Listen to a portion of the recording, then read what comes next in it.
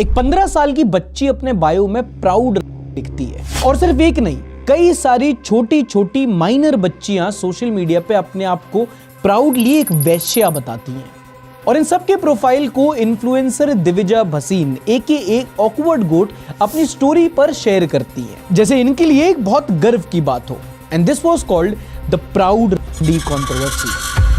Now disclaimer alert, इस video में जो आगे जाके मैं बोलने वाला हूं वो बहुत लोग सुनना नहीं चाहते, क्योंकि इसके पीछे एक लॉबी है जो खुद तो मानसिक तौर पे बीमार है ही, एक पूरे जेंडर को ब्रेन वॉश करने में लगी है। इनका ना एक नैरेटिव है कि पूरा समाज औरतों के खिलाफ है और इस समाज को चलाते हैं मर्द, और ये सारे मर्द, ये बाप, भाई, पति, दोस्त, ये सब घटिया पेट्रियार्कल लोग हैं। मतलब सोसाइटी में प्रॉब्लम नहीं है, ये सोसाइटी ही प्रॉब्लम है। एक पट्टी पढ़ाते हैं ये लोग, मर्द हमेशा गलत होते हैं और औरत कुछ भी करे, कैसे भी करे, वो गलत हो ही नहीं सकती। और अगर इस पितृसत्ता समाज, ये पेट्रियार्कल सोसाइटी में इस मेन से बदला लेना है तो सोसाइटी के हर रूल को तोड़ना पड़ेगा। अगर आप इनके आर्ग्यूमेंट्स को लॉजिकली सोचोगे तो बहुत स्टूपिड लगेगा, but still that stupid is very systematic. इसीलिए इनके खिलाफ आज तक कोई बोल नहीं पाया है। उसकी दो वजह हैं। एक तो जो भी इनके नैरेटिव के खिलाफ बोलने की कोशिश करता है उसको कैंसिल कर दिया जाता है। कैसे? सबसे पहला तरीका है, जिसने उंगली उठाई उसका कैरेक्टर असैसिनेट कर दो। अगर आदमी है तो मिसोजिनिस्ट बोल दो, वुमेनाइजर बोल दो, और अगर औरत है तो उसको पिकमी बोल दो। और दूसरा है सेंसरशिप। इन्होंने सबके खिलाफ बोला है और इनके खिलाफ जिसने बोलने की जरूरत भी की है उस पर कंटेंट स्ट्राइक मारा गया है, जो कि मेरे साथ भी हो सकता है। तो अगर तुम ये वीडियो देख रहे हो तो इसको शेयर कर लेना, सेव कर लेना, ये ज्यादा देर इंटरनेट पर नहीं टिकेगी। और दूसरा रीजन है कि अभी तक किसी ने भी इनकी मेथड्स को मैप नहीं किया है। मतलब इनकी कुछ ट्रिक्स हैं, टेक्निक्स हैं, कुछ लॉजिकल फेलेसीज हैं जिसका ये बखूबी इस्तेमाल करते हैं अपनी घटिया से घटिया बात को लेजिटिमाइज करने के लिए। आज की वीडियो में मैं स्टेप बाय स्टेप इनकी सारी टेक्निक्स बताऊंगा और बताऊंगा कैसे ये सो कॉल्ड फेमिनिस्ट ही आज फेमिनिज्म के सबसे बड़े दुश्मन बन गए। And that is why I call them anti feminist. Wait, I am a psychologist, let me explain. Ready. I am a proud. Go disappoint your parents. Patriarchal. Do you think it is right for teachers to comment on the appearance of students? I wore the clothes that they wouldn't let me. Why is it cooking and only her cooking? How is someone's skirt length related to how they are as a student?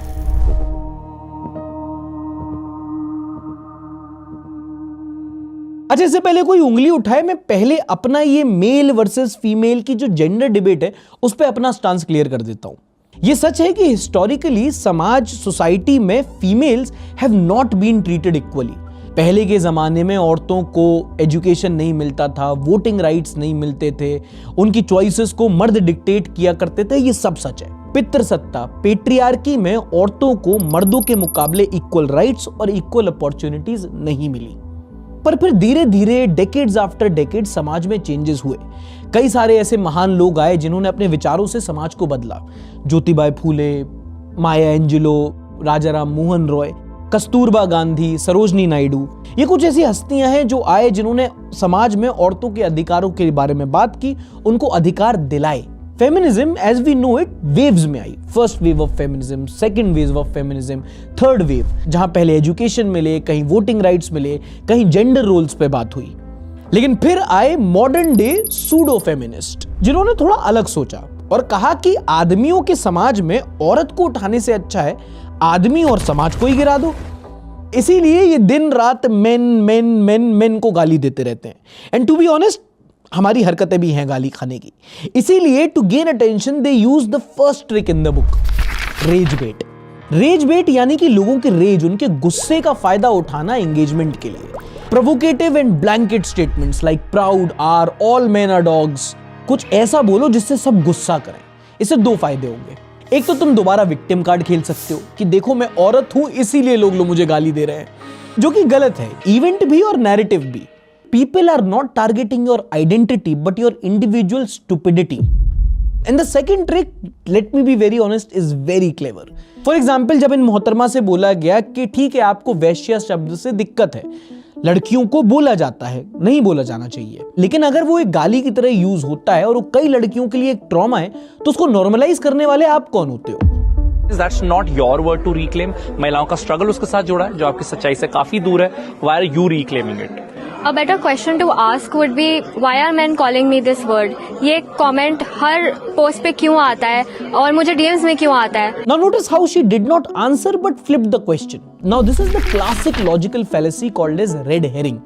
मतलब जब तुम्हें पता है कि तुम गलत हो और तुमसे कोई सवाल पूछे तो जवाब मत दो, बोलो अरे वो भी तो बोला, पहले उससे जाके पूछो. आपको मैं एक एग्जांपल देती हूँ. Like I don't know if you know about this person, Atul Sharma करके, आपको पता है? She has worked with in the red light areas of Delhi. बहुत सारे डॉक्यूमेंट्रीज भी है उनके ऊपर. अच्छा.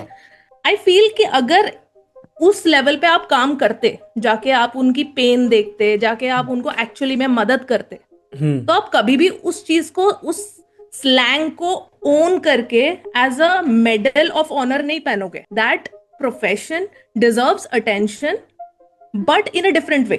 Yeah.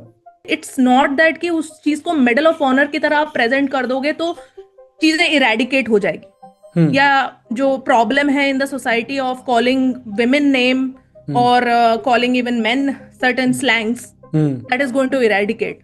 आप एक इंसान के साथ जिसकी एक रिजिड ओपिनियन है, आप उनके साथ एक डिस्कशन भी नहीं कर सकते हो. अगर आप ये चीज बोलोगे कि like you know what, this is not a way to do it, then they will come up to you and tell कि आपने बाकी लोगों को तो बताया नहीं जब मेरे प्रोफाइल पे आके कोई लिख रहा था. अब चिंटू चंडीगढ़ में बैठ के क्या कर रहा है, मैं कैसे करूं वो चीज को? अगर मेरे सामने कोई बोलेगा तुमको, तो I will definitely talk about it. My husband will definitely talk about it. Any man will stop anyone who is doing in front of you.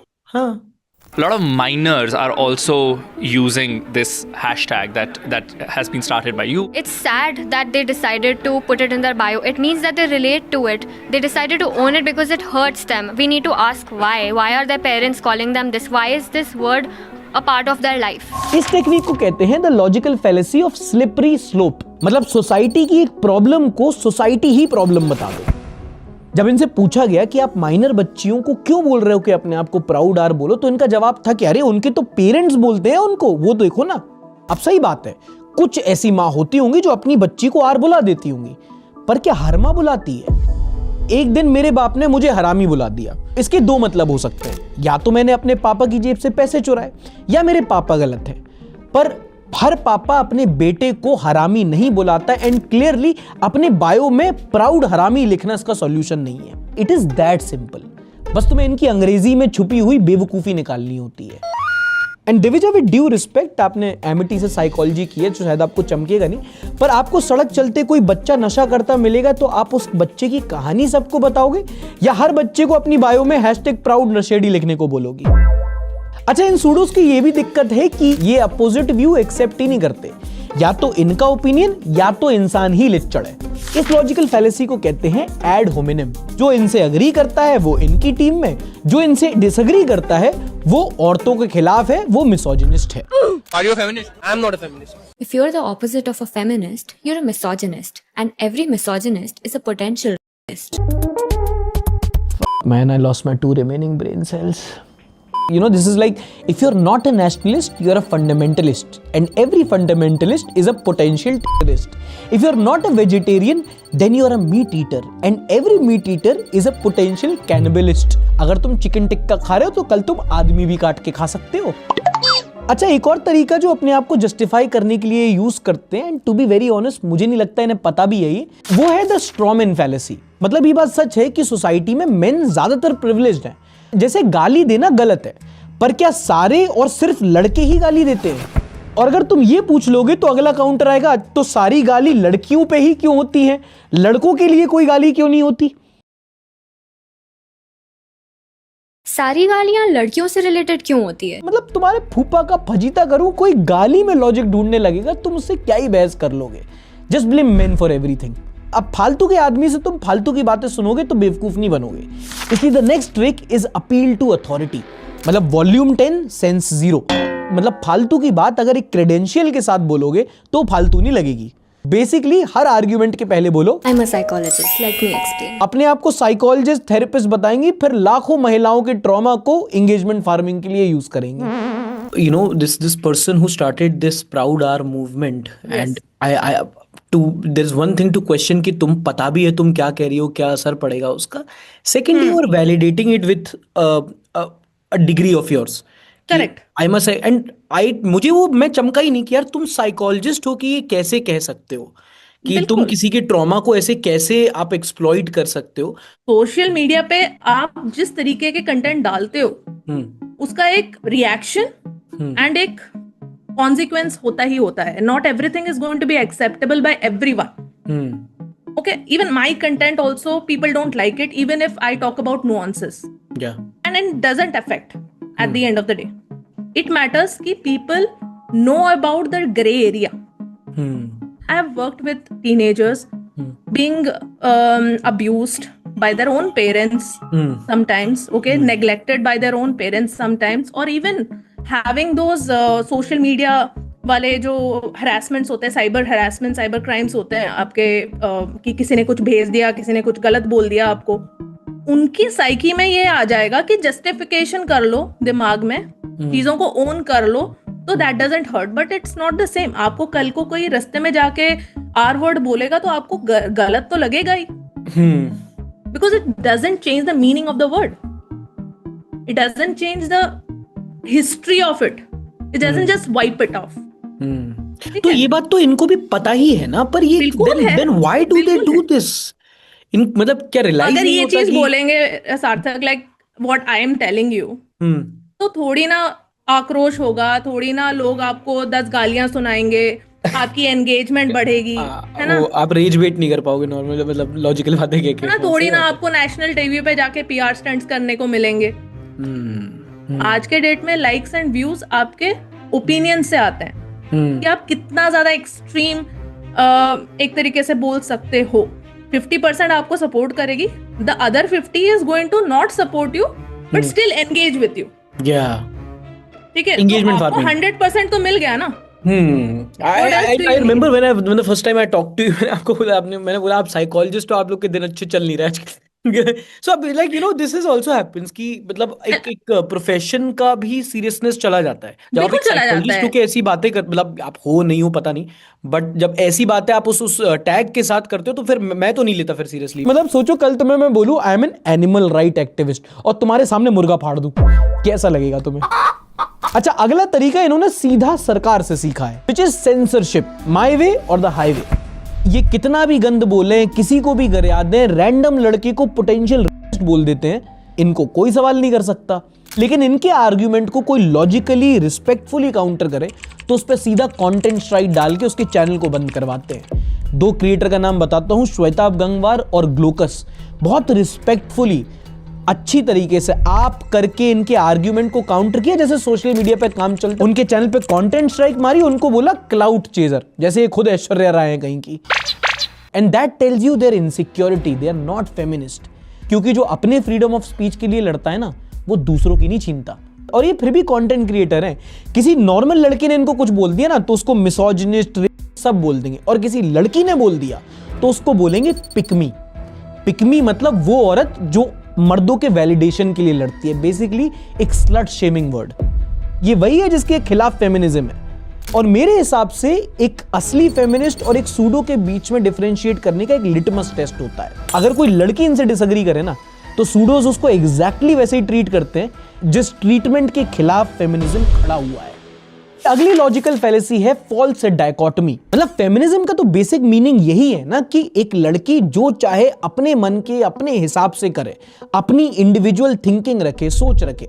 अब उसमें से कुछ लड़कियां ऐसी भी होती हैं जो अपनी सादगी में रहना चाहती हैं, जो मल्टीपल सेक्सुअल पार्टनर्स नहीं रखना चाहती हैं, जो ये कॉर्पोरेट के भसड़ में नहीं पड़ना चाहती, जो ट्रेडिशनल हैं, जो हाउसवाइफ बनना चाहती हैं शायद.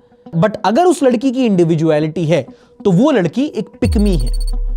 उन लड़कियों को वही शब्द बुलाया जाता है जिसको डिसेंसिटाइज करने की आड़ में छोटी छोटी माइनर बच्चियों की जिंदगी से खेला जा रहा है. द मोमेंट आप कुछ अलग बोल रहे हो या आपका पॉइंट ऑफ व्यू अलग है फेमिनिज्म के तरफ, आपके खुद के पर्सनल लाइफ एक्सपीरियंस पे बेस्ड है, तो आप गलत हो जाते हो, आप मिसोजिनिस्ट हो, आप पिकमी हो और आपको गालियाँ लड़कियाँ खुद देंगी अगर आप इनके फेवरेट क्रिएटर से ना अग्री करो तो आपको ये सेम वैसे ही ट्रीट करते हैं। और जिस लड़की ने मुझे ऐसे मैसेजेस भेजे थे, मुझे पता चला वो एक 16 साल की बच्ची है। मैंने उसके पेरेंट्स से बात करी, उसके बड़े भाई से बात करी और उससे भी बात करी। उसका पॉइंट ऑफ व्यू यही था कि जो ऑकवर्ड गोट बोल रही है वही सही है। और मैंने उस लड़की के पेरेंट्स से भी पूछा कि आपने कभी ऐसे वर्ड्स यूज़ करे हैं या आपकी बच्ची के लिए कभी ऐसे वर्ड्स यूज़ करे हैं, और उस लड़की से भी पूछा एंड उसने बोला नहीं, मेरे लिए कभी ऐसा किसी ने नहीं किया। एज क्रिएटर्स जब आपकी इतनी बड़ी ऑडियंस हो, स्पेशली जब वो ऑडियंस काफ़ी माइनर्स हैं, तो रिस्पॉन्सिबिलिटी और अकाउंटेबिलिटी भी उतनी ज़्यादा बढ़ जाती है। बट इस सिचुएशन में दिविजा ने कम्प्लीटली अपने स्टेटमेंट पे डबल डाउन ही करा है। मेरी एक क्रिएटर फ्रेंड है जो सोशल वर्कर है, वो काफ़ी सालों से ग्राउंड पे औरतों के लिए काम करती आई है। उसने भी अपना पॉइंट ऑफ व्यू बोला कि मैंने रियल लाइफ एक्सपीरियंसेस देखे हैं, उसको भी गंदी गंदी गालियाँ। और ये प्रिसाइसली सबसे बड़ा वर्स्ट पार्ट था इस सिचुएशन में।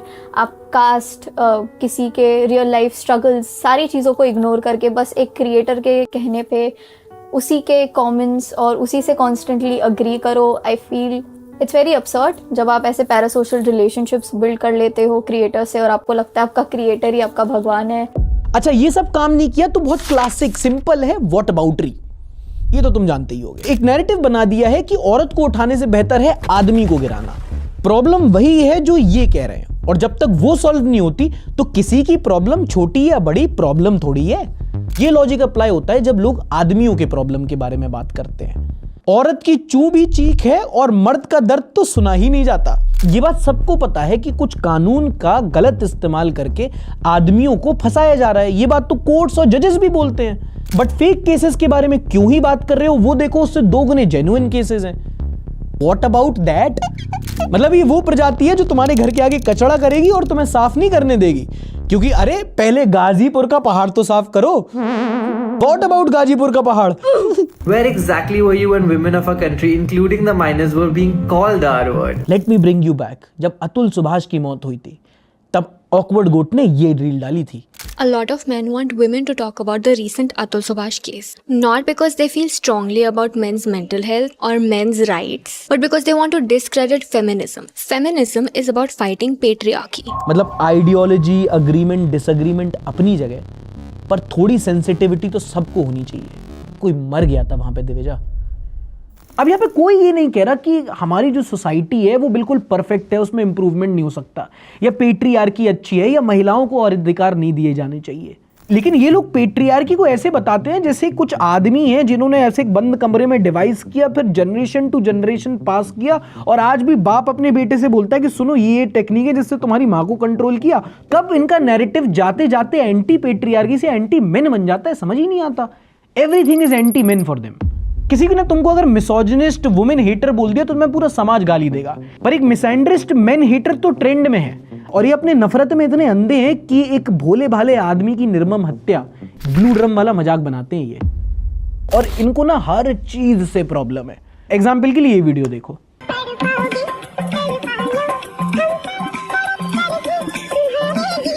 गाने में भी पेट्रियार्की। अब ऐसे तुम चुगली आंटी के नजरिए से देखोगे तो तुम्हें हर चीज, हर गाना प्रॉब्लमैटिक लगेगा। एग्जाम्पल दूं, एक लड़की को देखा तो ऐसा लगा जैसे खिलता गुलाब, जैसे शायर का ख्वाब। ये क्या बहुत अच्छी राइटिंग है? नहीं, ये है ऑब्जेक्टिफिकेशन।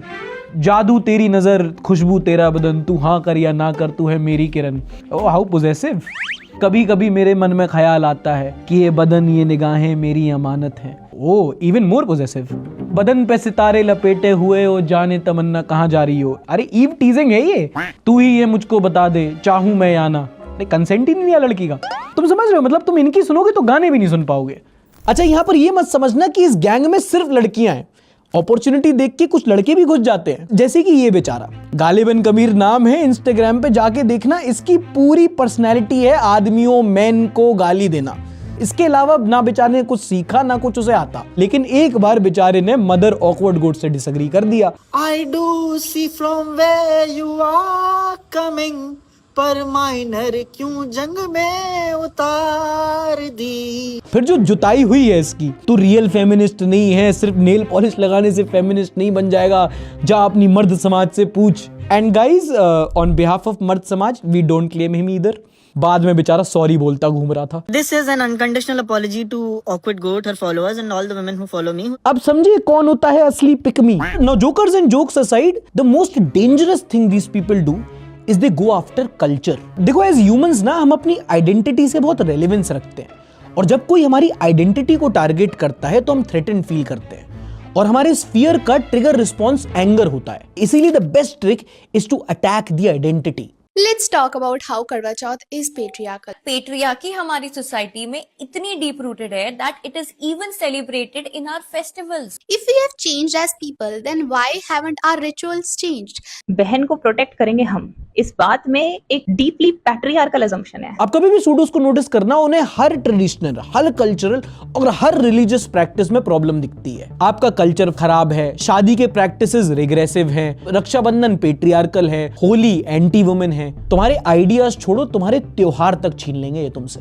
और कुछ भी बोल दो तो इंटरनलाइज पेट्रियार्की। पेट्रियार्की के कंधे पे बंदूक रख के ये हर वो चीज को टारगेट करेंगे जो आपको एक सेंस ऑफ आइडेंटिटी देता है, और फिर हर ट्रेडिशन को रिग्रेसिव बता दो। Why is it cooking and only her cooking that becomes a symbol of acceptance? Tradition खराब है और रिलीजन वो तो सबसे ओप्रेसिव है। I also don't wear sindoor or a Mangalsutra. This is not a Mangalsutra. मतलब हर चीज जो एक सोसाइटी, एक घर, परिवार बनाती है, उसको टारगेट करो, बताओ कि वो एंटी वुमेन है, and then ask the women to rebel against everything. मतलब पेरेंट्स, तुम्हारे माँ बाप, वो बहुत कंट्रोलिंग होते हैं, वो जो बोल रहे हैं उसका उल्टा करो। Go disappoint your parents. I chose a career that they won't get. I got a haircut they absolutely hated. I wore the clothes that they wouldn't let me, and I posted up pictures in them just because they told me not to. Teachers जो हैं वो लड़कों को बाल काटने के लिए बोलते हैं, उनको तो डिसिप्लिन कर रहे हैं, पर तुम्हारी नील पॉलिश और स्कर्ट के लिए वो तुम्हें डिसिप्लिन नहीं कर रहे हैं, वो तुम्हें मोरल पुलिसिंग कर रहे हैं, उनकी नहीं सुननी। Do you think it is right for teachers to comment on the appearance of students, like the length of their hair, their nails, whether they have makeup on? और सोसाइटी तो anti women है ही, इसलिए जो पहनना है पहनो, जो करना है करो, जबकि ऐसा नहीं होता। एक सोसाइटी के बहुत रूल्स जो लड़कियों पे अप्लाई होते हैं वो लड़कों पे भी अप्लाई होते हैं। अगर लड़की कुछ नहीं पहन सकती तो लड़के भी कुछ नहीं पहन सकते, उनको भी कॉल आउट किया जाता है। सिंपल डिफरेंस है, आप कुछ भी पहन सकते हो पर आप कुछ भी कहीं भी नहीं पहन सकते। Even constitutionally speaking, freedom of speech and expression come with their own reasonable restrictions. और ये बात ये लोग भी जानते हैं, पर ये आपको बताएंगे नहीं कि फिर कल्ट नहीं बनेगा ना। फॉर एग्जाम्पल, उन्होंने कैंपेन चलाया है फ्री द निप्पल, कि जैसे जो बेगैरत आदमी होते हैं जो अगोरे बदन घूमते हैं, तो औरतें को भी घूमना चाहिए। मतलब कितनी बेवकूफाना बात है ये। अब इनको कौन बताए, अब male chest and a female breast are not equal. Female breast are secondary sexual organ. इन्होंने 9th में बायोलॉजी क्लास बंक मार दी, भुगत हम लोग रहे। अब male chest and a female breast are not equal. आदमी उसको देख के उत्तेजित होते हैं, तुम्हारा वाला नहीं होता है, उसकी अपनी वजह है, पर हम नॉर्मल वाले तो होते हैं। क्या पहना था, कहाँ गई थी, किसके साथ और कब लौटी थी। अब देखो, इंटरनेट भरा पड़ा है अलग अलग लोगों के अलग अलग varied, logical, illogical, reasonable, unreasonable opinion से। पर ये वाला जो कल्ट है ये प्रॉब्लमेटिक है, क्योंकि जिस आइडिया को प्रमोट करने के लिए ये हरकतें कर रहे हैं, ये उसी को डिमोट कर रहे हैं। They are ruining feminism. ये एक ऐसे मूवमेंट को खराब कर रहे हैं जो सच में अच्छी है। I deal with so many men as well as women as well as children because I specifically work with people having anxiety. Ground level पे काम करते हो, लोगों से डील करते हो ना, तो जेंडर की दिक्कत ही अड़ जाती है, क्योंकि मेन भी परेशान है कुछ चीजों से, विमेन भी परेशान है सिस्टम से, है ना, बच्चे भी परेशान है, बुढ़े भी परेशान है। But every system has its own pros and cons. North east में, आपके चेन्नई में, है ना, केरला में, ऐसे सारे, इवन मराठी कल्चर, ऐसे कल्चर्स भी एग्जिस्ट करते हैं जहां पे there is no patriarchy. The head of the family is a woman. Okay, every society at the end of the day needs a system. अगर वो सिस्टम काम करता है तो you can not fight that. Ideological बात करना कि 50-50 होना चाहिए, है ना, ऐसे तो नेचर में भी एग्जिस्ट नहीं करती है चीजें। आप किस तरीके से कर सकते हो? It's unattainable. What you are इनका ये ना कि 50-50 भी नहीं कहते हैं कि सुनो अभी इनके साइड ज्यादा है, अब हमें 100 दो, इनको पूरा खत्म कर दो। मैं ये चीज आपको बोल रही हूँ कि आप मिडिल पेज पे तभी आ सकते हो जब आप नुआंस्ड थिंकिंग रखो। आप ओवर जनरलाइजेशन करते हो जब कोई भी चीज को, चाहे वो वुमेन के राइट्स के बारे में हो, या वुमेन के सफरिंग्स के बारे में हो, या मेन के प्रॉब्लम्स के बारे में हो, वो अपना जो प्लेस है, अपनी सीरियसनेस है, वो खो देती है फिर if I keep on like crying about the same thing for 24/7, you will be like ये तो ऐसी है. Do you think then ultimately that these people are hurting the Hurting themselves first? I would movement be of very feminism? honest हाँ. with you. Hurting themselves, hurting their own families, hurting their own relationships, and then definitely whoever follows them blindly without having the nuanced lens कि हाँ ठीक है कुछ बातें सही है, इस क्रिएटर की कुछ बातें सही है, मैं इन बातों को सिलेक्ट करके बात कर लेती हूँ या सुन लेती हूँ. अगर आप बिल्कुल अंधे चलने लग जाते हो इन लोगों के बातों में, इनके चीजों को आप बस समझ लो कि यही है जो है, तो आपकी खुद की रिलेशनशिप भी डैमेज होती है सार्थक. आप बस एक दूसरे के खिलाफ लड़ते रहोगे कि मेरा दुख बड़ा है या तुम्हारा दुख बड़ा है, and then you will be fighting for that कि किसका दुख बड़ा है. It's like reverse revolution. देखो प्रैग्मेटिक है सोचना कि एक सोसाइटी में चेंज लाने में, खासकर इतना बड़ा चेंज लाने में टाइम लगता है, और धीरे धीरे आप देखो तो सोसाइटी में चेंज आ रहा है, आएगा. आदमी बदला है, आदमी और बदलेगा. धीरे धीरे आदमियों को भी अपने प्रिविलेजेस रियलाइज हो रहे हैं और वो बदल रहे हैं. पर ये तरीका यूज करके आप प्रोग्रेसिव नहीं, उनको और रिग्रेसिव बना दोगे. And to all the people who call yourself feminist, hear me out. जब आप एक बड़े लेवल पे सोसाइटल बिहेवियर चेंज कर रहे होते हो तो आपको बहुत समझदार इन्फ्लुएंसर्स चाहिए, वरना वो लोग जो पहले से ही अपने आइडियल्स को लेके बहुत इनसिक्योर हैं वो और प्रोटेक्टिव हो जाएंगे. For example LGBTQ movement. लोग आए, लोगों ने बोला कि जो क्यूअर लोग हैं, जो लेस्बियंस हैं, जो नॉन बाइनरी लोग हैं, उनको उतने अधिकार नहीं मिलते, समाज में उनको उतना रिस्पेक्ट नहीं किया जाता. लोगों ने माना, उनको अधिकार, उनको उनका स्पेस देना शुरू किया. पर फिर कुछ फंडामेंटल आइडियाज ने उसको कैप्चर कर लिया. फिर चीजों को नॉर्मल करते करते करते जो नॉर्मल चीजें उसी को वो अबनॉर्मल बताने लगे. फीमेल स्पोर्ट्स में ट्रांसजेंडर जो बायोलॉजिकली बॉर्न मेल हैं उनको कंपीट कराने लगे. एंड बायोलॉजिकली स्पीकिंग आदमी औरत से सुपीरियर होता है. ये पेट्रियार्की नहीं है, ये बायोलॉजी है. और फिर हुआ क्या, जो ट्रांसजेंडर एथलीट्स थे उन्होंने फीमेल स्पोर्ट्स में सारी फीमेल्स को हरा दिया, सारे फीमेल रिकॉर्ड तोड़ दिए. अब जाके फेडरेशंस बोल रहे हैं कि नहीं इसको बैन करो, ये तो अनफेयर टू फीमेल्स है. आदमियों का कुछ नहीं गया, अल्टीमेटली सफर कौन किया? फीमेल्स. और अब पूरे मूवमेंट को कोई सीरियसली नहीं लेता. फिर कौन सफर किया? द नॉन बाइनरी पीपल, जिनके लिए मूवमेंट स्टार्ट हुआ था. इसीलिए फेमिनिज्म को आजकल के फेमिनिस्ट से ही बचाना पड़ेगा. And secondly, with this irrational, proud are stupidity, they are polluting young minds. इन्होंने क्या, इन्होंने तो बोल दिया कि ऑल मेन आर बैड, बाप को नहीं सेटो, टीचर को नहीं सेटो, बायो में प्राउड आर लिख दो. इनके फॉलोअर्स भी बढ़ गए, इनको इंटरव्यूज भी मिल गए, ये फोर्ब्स और ये कॉस्मोपॉलिटन की लिस्ट में आ गए. Full authority, zero accountability promote करके इन्होंने तो कुछ भी बोल दिया. सफर कौन करेगा? वो 15 साल की बच्ची जिसने अपनी बायो में वैश्य लिखा है, जब वो अपने क्लास में जाएगी वो सफर करेगी. And I know I am going to get cancelled, but I am still going to say I am a feminist myself. I believe in feminism. पर फेमिनिज्म की लड़ाई फर्स्ट डेट पे कौन पे करेगा और बायो में प्राउड आर लिखने से कहीं ज्यादा बड़ी है. We need better warriors. इसीलिए प्लीज उन बच्चियों के साथ, उन लड़कियों के साथ जो ब्रेन वॉश हो रही है, उनके साथ ये वीडियो शेयर करो एक बार. उन्हें बताना है और ये वन साइडेड नैरेटिव से बचाना है. और जल्दी करना, क्योंकि ये लोग ये वीडियो डिलीट करवाएंगे. और जहां तक बात रही मेरी, मैं मिसोजिनिस्ट हूं, लिबरल्स डिसोन कर चुके होंगे, मैं कैंसिल हो चुका हूं. बट सेइंग दैट अगेन, आपको जो बोलना है आप बोल सकते हो, पर आप किसी को भी कुछ भी नहीं बोल सकते. आपको जो पहनना है आप पहन सकते हो, आप कहीं भी कुछ भी नहीं पहन सकते. Freedom of speech and expression, yes, but with reasonable restriction. Thank you so much for watching.